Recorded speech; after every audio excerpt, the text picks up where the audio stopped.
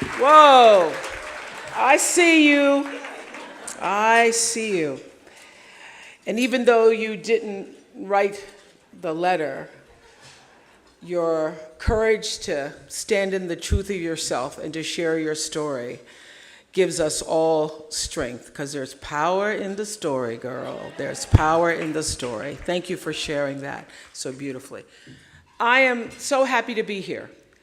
And I am here because my friend Timothy Shriver and my friend, the amazing Dr. Janetta Cole, have told me so many wonderful things about In Street. I just had to come to see for myself. Thank you. And you know, all the years that I did the Oprah show, for 25 years, we were #1 for 25 solid years.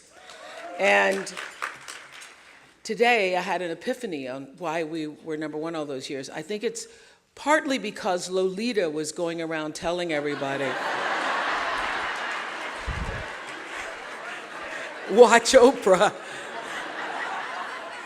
Thank you for that, Lolita. Really helped me. Another thing that helped me all those years, about 1987, we started the show nationally in 1986. And around 1987, I read this book called Seed of the Soul by Gary Zukov.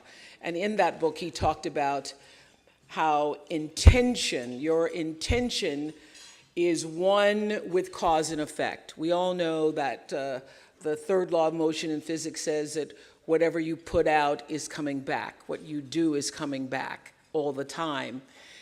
But Zukov's theory is that the intention determines what is actually coming back. So that if you are clear, you have clarity about what your intention is, you can almost always predict what the outcome is. When I finally actually got to what that lesson meant, I decided with my producers to have an intentional-based show. And before every single show for 23 years, I had a pre-show meeting and a post-show meeting where we talked about what is the intention of this show. What do we want to do? What do we want at the end of this show for people to respond to feel, to react to know? And that actually changed the way I did television. I remember the first time I went into the green room before a show and asked a young woman who had lost her daughter to sexual abuse, harassment, and battering by her boyfriend.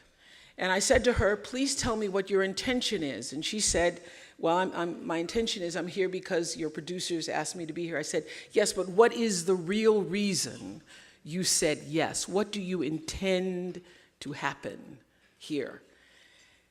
And she said, my intention is to let people know that my daughter's life was bigger than her death. Because everywhere I go, people only ask me about the death, how she was murdered. But my daughter had a real life. She was real to us. She was loved. And she loved us. And I want people to know that she was loved. And I said, okay, I'm clear about that. That's your intention. Well, my intention is to use your daughter's life, to, in a word, exploit for the good your daughter's life, so that everybody watching this show will understand not only that your daughter was loved and that she lived a full life, but any young girl who is being battered or abused in any way will see herself in your daughter's life. That show was the first show that I actually won an Emmy for, where we locked and synchronized our intentions. It changed the way I operated the show, my businesses, my own personal life, living with intention. And the thing that excites me the most about In Street is that you are an intentional-based organization to not just help and heal and get women to recover, but your intention is literally to transform their lives. To transform their lives.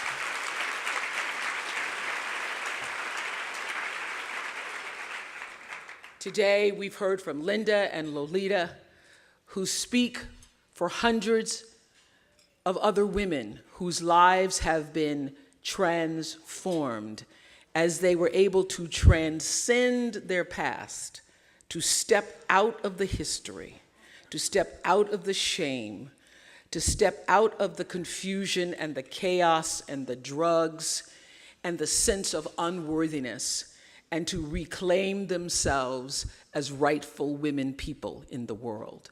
Thank you, In Street, for transforming these lives. With intention, and also understanding another principle that I learned during the many years of the Oprah show. Do you know that after every show, I started to notice this around the late 80s, that after every show, it didn't matter who the guest was, they would whisper to me at the end, "Was that okay? How'd I do? Did you get that?" And I would wait. I would just, I'd start waiting to see what form would it take. It didn't matter. Senator Obama, is that good? Beyonce and all her Beyonce-ness said to me, after handing me the mic and teaching me how to twerk, she said, "Is that all right?" I said, "Yeah." That's all right. I interviewed people who killed their children. I interviewed people who were behind bars. I interviewed people who were abused and people who did the abusing. And after every single interview, in one form or another, they would say, "Was that all right? Did you hear me? Was that okay? Was that enough?" And what I started to realize, that there is a thread that goes through all of our questioning of ourselves as human beings. We all want to know this one thing. Did you hear me? Do you see me? Do you?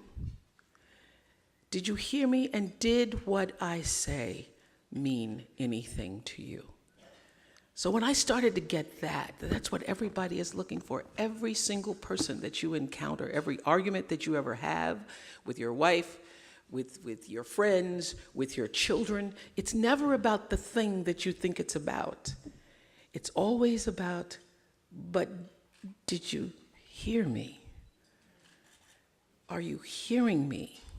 Can you feel that what I'm saying to you means something? And what I love about In Street, and everything that Schroeder had to say up here today, and everything that happens in every center of In Street, is that every staff member understands that principle. Every worker understands that principle, that women who come to the door, to the front door, want to be seen, they want to be heard, and they want to know their lives matter. Their lives matter.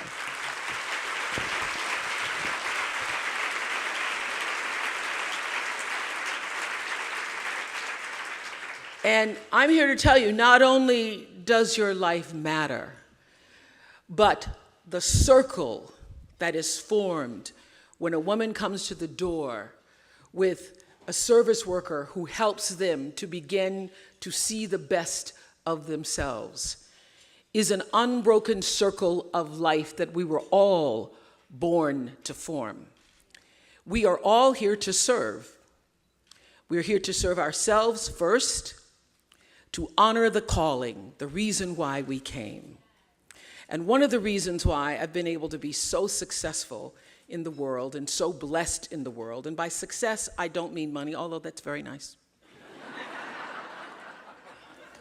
Money is really okay. By success, I mean being able to stand in the truth of yourself and use who you are in service to yourself, your family, and your community in a way that brings meaning to your life and to others.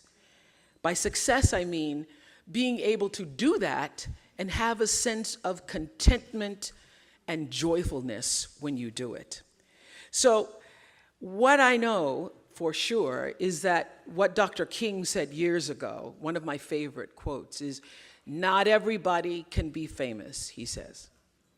He wasn't around for the selfie, but that's okay. I often think, Dr. King, what would you say in the selfie generation? But he said, not everybody can be famous, but everybody can be great, because greatness is determined by service. So thank you, In Street, for your service, for meeting women exactly where they are, which is the key to anything in life, you know. Being able to accept a person exactly where they are and meet them there on their own ground. And then if you want to help them to rise, as Lolita said, make suggestions for how that can happen, but I first got to meet you exactly where you are in order to serve. Thank you, amen. So I want to say bravo and congratulations to the In Street team for the service that you have brought, not only to the lives of every woman who showed up at the door and you met them where they are, but how that service in the law of physics, in the third law of motion, comes back to also serve you. We are who we are in the world based upon how we're willing to truly treat other people and how we are willing to see other people as ourselves. I've known this my whole life, but my friend and mentor and mother figure, Maya Angelou, helped me to see it so well when years ago I said to her, Maya, oh, my school, you know, I have a school in South Africa and I have hundreds of girls in school and now hundreds of girls in college. And I said to Maya at one point, I said, this school will be my greatest legacy. And Maya said, you have no idea what your legacy will be. And I actually tried to talk back. I said, no, I really do think, she says. And you know what that can get you, Dr. Cole. She said, I said, you have no idea what your legacy will be. And I share her words with you. Your legacy, she said to me, is every life you've touched. Every life you've touched. Every life you've touched. Every person who's ever watched a show and made a decision that I'm going to leave my abusive husband, or I'm going to go back to school, or I'm going to speak out about my abuse as a child, or I'm going to change the way I do things in the world, she said, that is your legacy. And for everyone in this room, every life that you touch is your legacy. Every life that you touch leaves a heartprint, good or bad, a heartprint, an impression that you were there, and this is what you had to say, and this is how you were heard, and this is how you were seen. I thank you, In Street, for seeing and hearing and knowing that every life matters, every woman matters. And Gloria Mayfield Banks, listen, you said fill out the form. I filled out the form, and I am pledging today $1 million. $1 million. Thank you, Gloria. so that In Street can continue to uplift and empower women so they know they matter. Thank you.